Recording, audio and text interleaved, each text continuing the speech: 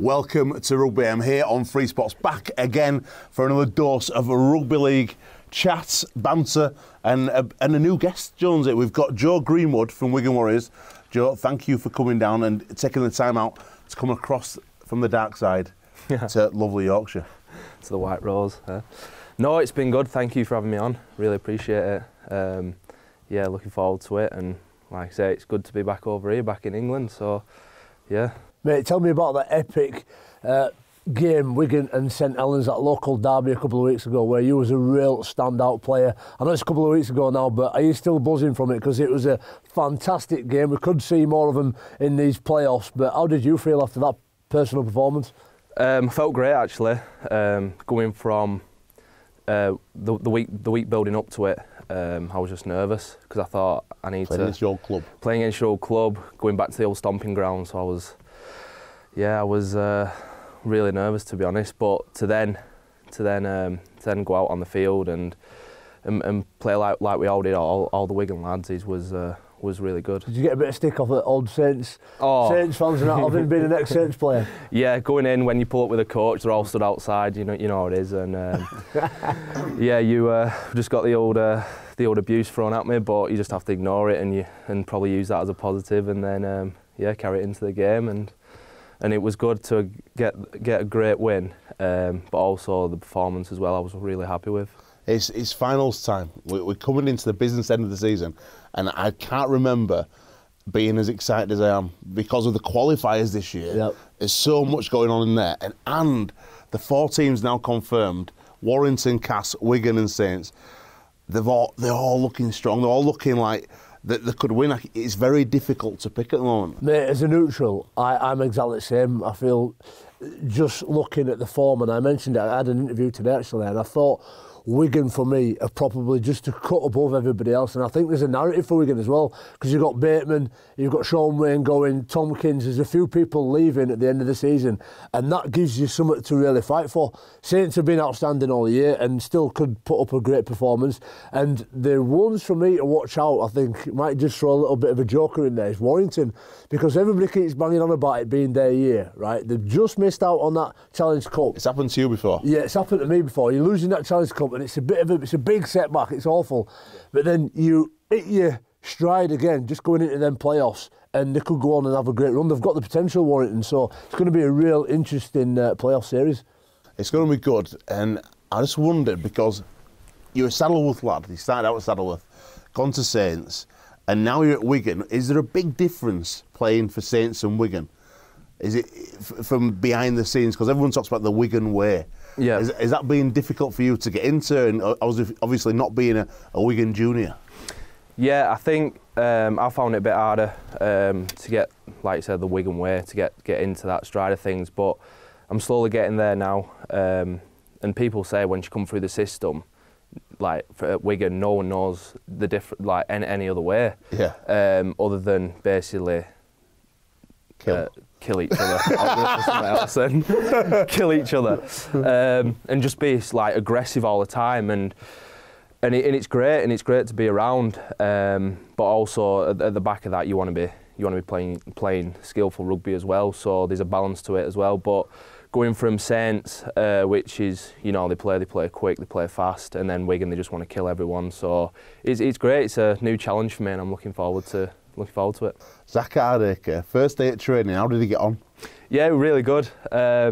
We didn't really see him much because he was out with the conditioner. You can tell it's like a new pre-season for him. How big is he? Oh yeah, he's enjoyed it. He's enjoyed the whole season. No, he's a great lad, and hopefully he brings a lot like he did when he was at Leeds and Cass. Hopefully brings that to Wigan, which will be really good.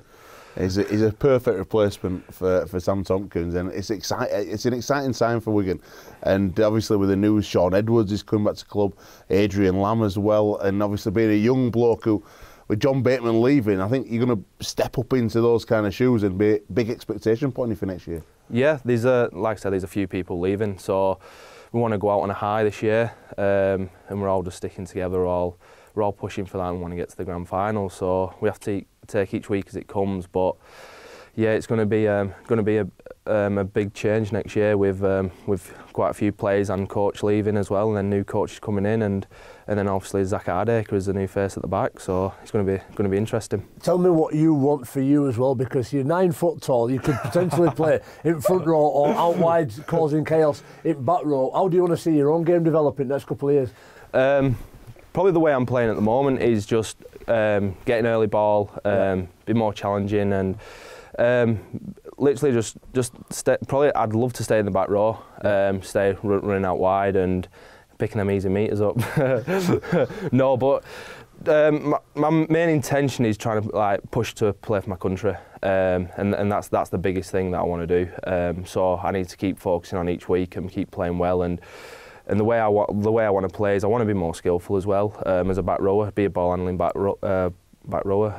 So yeah, I'll bring something new to the game, keep working on it, and that's what I learnt when I was over in Australia is more skill. Let's talk about Australia for a second, because you went to Gold Coast Titans from Saints. Firstly, what a place to live. Oh, it's unreal. Is that the best place you've been? That is probably one of the best places I've been, yeah. Nothing will top that. Is when we used to finish training pre-season, we used to be always on the beach every day, having food with the lads, trying to surf.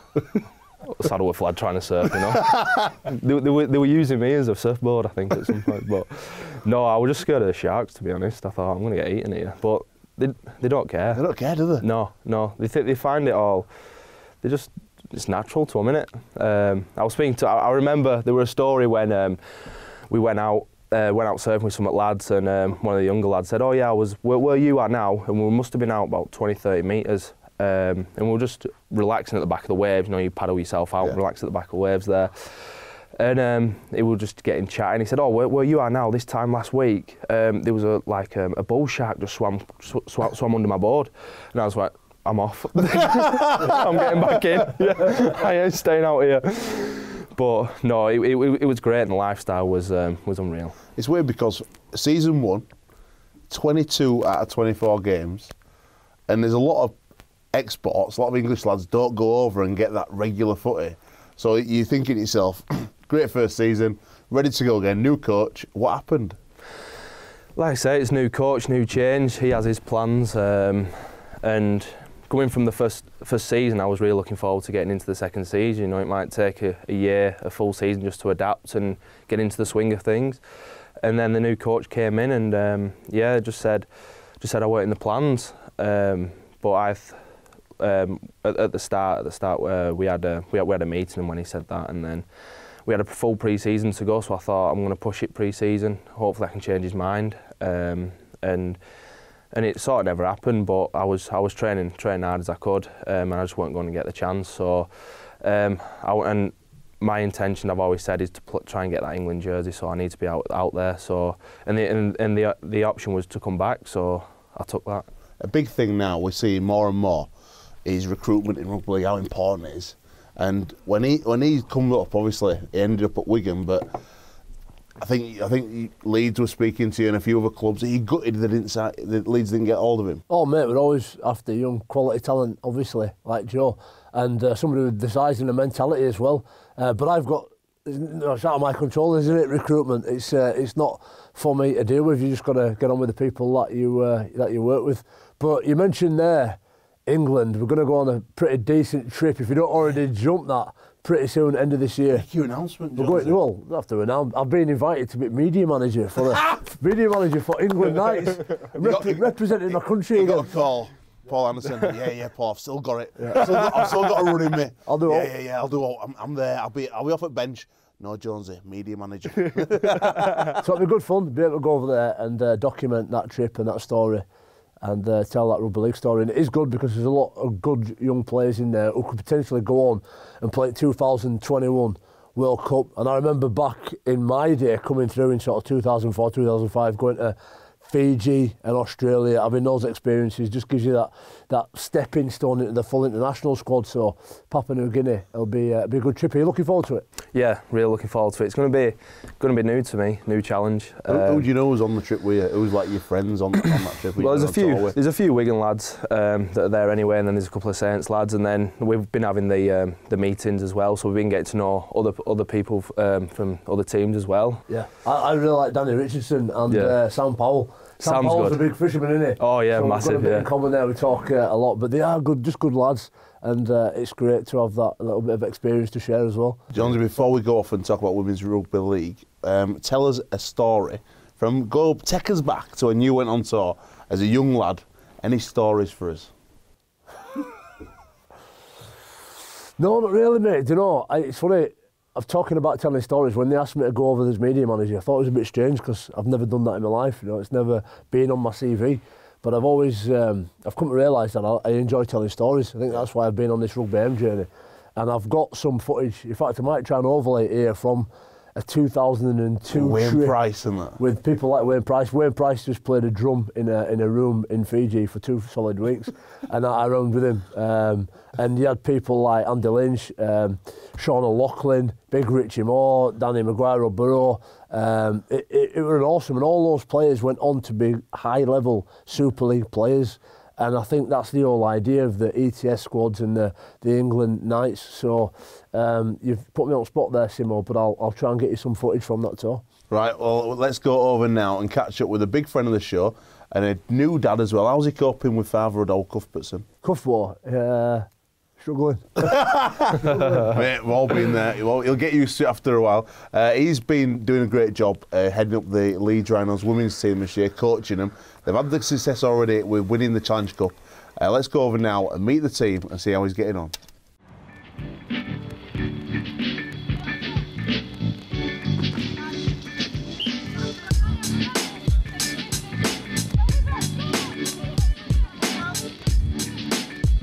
So, first season coaching the Leeds Rhinos women's teams. Can you give us a bit about how much you're enjoying it and why you chose to get involved? It's very enjoyable, especially training the likes of people like yourself, Lois. No, it's been unbelievable. It's been a great experience so far. It's been quite challenging, I must say, you know, with the girls as is, but what just happened in the background then? I don't know. That's some of the challenging things that go on behind the scenes. I know, there you go. Yes, so... What actually happened? I I think I just got mooned, but I'm not sure. We'll resume from Charlotte Booth showing her bootay. That's a great example of how, you know, I get put on my toes all the time. They keep me on my toes. It's great. But no, it's a lot of fun, and you girls make a lot of fun. It's great to teach you, and because you guys are so willing to learn and want to be so competitive and compete and win some trophies, makes it all that much better. So then, how well do you know your team? Who is the loudest? I'd like to think I know them pretty well. That's easy, really, Danica. She bloody well shut up. Who is the prankster? I mean, one of them's just got the butt out to you, to be honest. Oh yeah, Shah. Well, yeah. Well, I don't know if that's a prank. It wasn't really didn't put a lot of thought into that, did she? She's just there for I it. suppose, yeah. She's very sneaky. Who is the daftest player? There's a few contenders for this, I think. So, Beth's the best. So the very first game of the year, everyone's pumped up, ready to go. I've thrown Beth into the back row for the game. And we've trained all week and we got ready for this big game. It was massive, it was Leeds versus Bradford. Yeah. You girls all playing like the winners from the season before. And I've given this glorious speech and Beth's just put her hand up. I thought, here we go, Beth, we're on. Say something inspirational. She goes, where do I stand in the scrum? And I just went, holy. I think just looked and went, not now, Beth. And then last one, which player would you least like to play against? Coming up against them. Well, I think I'd be more worried about my ankles playing against Hannah Butcher. Ankle tapper. Yeah, she chops you, so they're not great ones to play against, are they? Yeah. But outside of that, probably you, because I get scared coaching you sometimes. So, Jono, why did you play rugby league and how did you get involved? I think there's a lot of opportunities in rugby league, and I think the standard up north is probably the best rugby standard across the country. So for me, it was to develop as a player and get more opportunities, really. So Charlotte, England international, played quite a few years in Super League now. So World Cup in 2021, is that something else that's on your radar for goals and achieving it? Yeah, definitely. I think we've got some young talent coming through now in terms of the development programme, and then like you've seen in Super League and then under-19s programme as well. A lot of girls are up in the game and contended us as senior players for shirts, and I think that's just great for the sport in general. Danica, you obviously were involved last year with the soft launch of the Women's Super League. How are you finding it this season, and what do you think the ambitions are for the team and the girls? It's brilliant this season to have that level, like the next level up, and to play and compete. Now we know we go to games and unsure of what the result might be, and we have to actually put in a bit of a fight, which is what you want in the competing Super League and moving forward into the World Cup. So going forward now, we can just go from strength to strength and just prove, hopefully, to other teams out there that you can start afresh and start anew and go places and do stuff. So personally, I felt like we had a bit of a head start, having the knowledge and the experience and the professionalism that were brought in by head coach Adam Cuthbertson. He's brought us forward loads. Like, I don't think at the beginning of the season that when we all gelled as a team, there's all different levels of experience within the team. So I don't think that, you know, we expected like as well as we have done, really. But you know, it's been amazing, and we've all worked really hard to get there. We hope to continue that.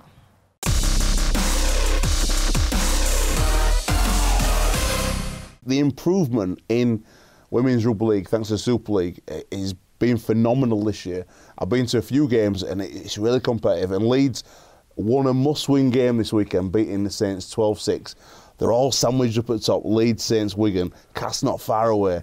And it's going to be certainly interesting if they can get 2 trophies and put you boys under even more pressure. Yeah, the standard of rugby league in the women's game is getting better and better. We saw them in that Challenge Cup final against Cass, and they lost the week after against Wigan, and obviously Adam Cuthbertson, it means a lot to him as a coach to do what he can.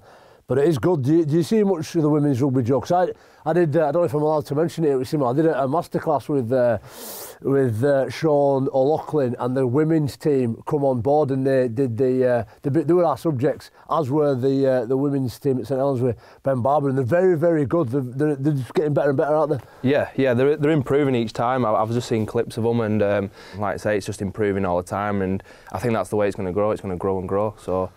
It's growing, is the women's game, and obviously looking towards the 2021 World Cup, it's a crucial part of the game because, you know, a big part of the vision is that the Women's World Cup is just as successful as the men's. For sure, and you know, listen, again, I've mentioned it before, I think women are at least 40% of the rugby league audience, so it's great to have a pathway for them to enjoy the game as well. Big news this week, weird, right? You know, when you're not expecting something, and I woke up, I think it was Saturday morning on Twitter, flicking through as you do, Leeds Rhinos announced Dave Ferney. It was like it come from nowhere. It just appeared. Yeah. There were no rumblings. I didn't hear a word. We hear everything. In the game, you hear people telling stories and all. You hear it. I had not heard a word of it. And next minute, Dave Ferney's out. Because Kevin Sinfield managed it, mate. I didn't hear anything. Did you not? Not until the day before. That's amazing. But it's great. It's good news. I mean, Fern's a bit of a mentor, somebody that I looked up to growing up. He was the steward of the number 11 shirt before I got it. In fact, Ali Lautiti and then me. And he was a big part of the culture for us, you know. And he spent a bit of time at Wigan as well, great player at Wigan. So he's been around, really tough bloke, harder than, what did he say? Brad Dwyer, he's harder than a Billy Goat's knee. Don't know why a Billy Goat's knee would be that hard, I don't know. Where does that come from? But it'd be good to get him over here and see what he's got for us. Yeah, mate, it's an exciting appointment for the club. And you guys this weekend, a tough win on a pitch you never really do that well on, away at Widnes. So this qualifiers, you said in our group chat, it's harder than it is in the qualifiers than it is playing in the semis. Mate, I've been fortunate to have played in a lot of grand finals and the top end of the stuff. That's the carrot. Yeah. This bottom end is like the stick, and they're both big motivators. And you know for a fact, scientifically, psychologically, the stick is a bigger motivator than the carrot, and it was every bit as scary as playing in a semi.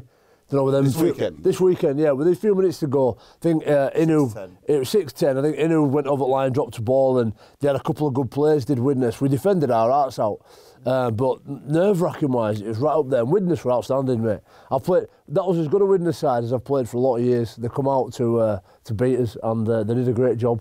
Just managed to hold on. Hey, let me ask you really quickly about Widnes, because is it like the negative of relegation? And I get it, I totally get it, but there's a club there who bought through a whole host of young talent. You've seen like Danny Walker going on with you guys, P&G, some great young English players, and they've all been blooded by Dennis Betts and obviously now Franny Cummins, and it looks like now they're going to be relegated from Super League, yet they're a club that has had an academy, has run it all correctly, and bought players through, and obviously because they will have the finances to throw up big names and a few key injuries, it looks like they're going to lose the status as a Super League club. Well, they could do, but there's a bit of time left yet, and we've got a bit of fighting to do, so I'm not going to make any prophetic judgments about anybody where they're going. If Widnes were to go down, I'm sure it'd be in the plans to come straight back up. It's a great club, and I think they're relaying that 3G pitch, which I won't miss with my knees if I'm honest with you. But they'll bounce back, and they're still producing some good players, as you say, which is important. That's the first bit of big news, the Dave Furner. Second bit of big news this week, a bit of a negative really, is there's no more in-season Denver tests after Jason Moore didn't pay the bill. Only in Rugby League. Only in Rugby League. Would that happen? What as a player, as a aspiring England player, and you're in that system now, when you read a story like that about the game, does it just make you feel sad that that's the state of the game? Yeah, when you hear stories like that, you say it just makes you feel just a bit of a come down, innit? From going for the Denver test and then beating the Kiwis over there, you just want to strive then to have more tests in season and stuff. So, yeah, it is really, yeah. It's just stupid and upsetting because all of that drama, the England players to get it on in the NRL and all what went on behind the scenes, and somebody just don't pay a bill. It's like, what are you doing? What are you doing? The worst thing is they've committed to him for the 2025 World Cup. So now that's obviously, is that going to happen? I don't know. You've come out and made an announcement. 2025 is going to be in America, North America and Canada. You've got the Wolfpack putting millions of pounds into developing rugby league in Canada, and all of a sudden now, because he hasn't paid his bill, it's like, is he going to host the World Cup? What's the thoughts? It's worrying. Of course it is, yeah. He's sorting out. Let's go now over to our Canadian friends and catch up with Liam Kay and Greg Worthington, two of the injured boys for the Toronto Wolfpack, but it didn't stop them from dishing the dirt in K2 teammates. This takes you into part two. We're back for more rugby after the break. Myself, Alex Simmons, Jamie Jones-Buchanan, and our superstar guest today, Joe Greenwood. See you after the break.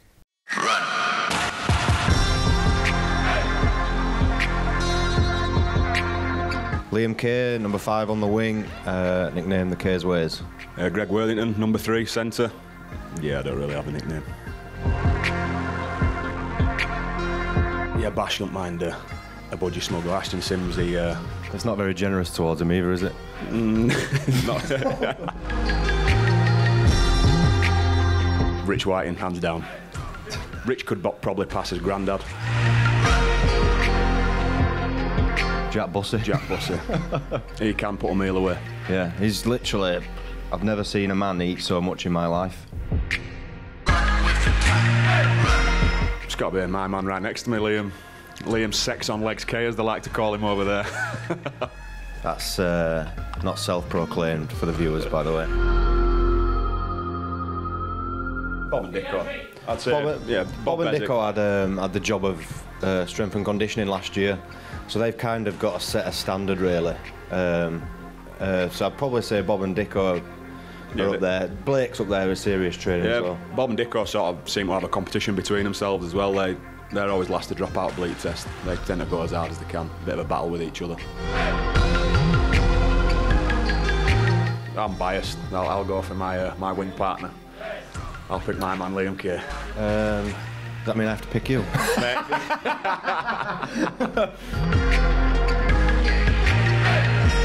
I'm going to say Blake, me. Yeah, I reckon pound for pound, Blake. Pound for pound, probably Blake Wallace. Loves his CrossFit. Well, it's always, for all the years I've known him, it's been Ryan Brierley. But dad and lad. Absolute dad and lad combo. There's, because a lot of players play different games. I know Jake Emmett and Matty Russell play a special game of UFC where the loser has to take a little spanking, but yeah, I've got to be up there because I'm a keen Fortnite player. Nick. Yeah, how am I going to say it? Nick, you read my mind. Nick Rawsthorne. Yeah, he's a bit under thumb, isn't Nick? When he has a little beer, he always puts on his Twitter that he loves his missus and can't wait to live in Canada. He recently had a tattoo of Canada as well, which I found pretty bizarre, seeing as though he's only been here 6 months. His missus' family are from Canada, and that's the excuse he's given why he's got it, but it's not. It's because he loves Wolfpack.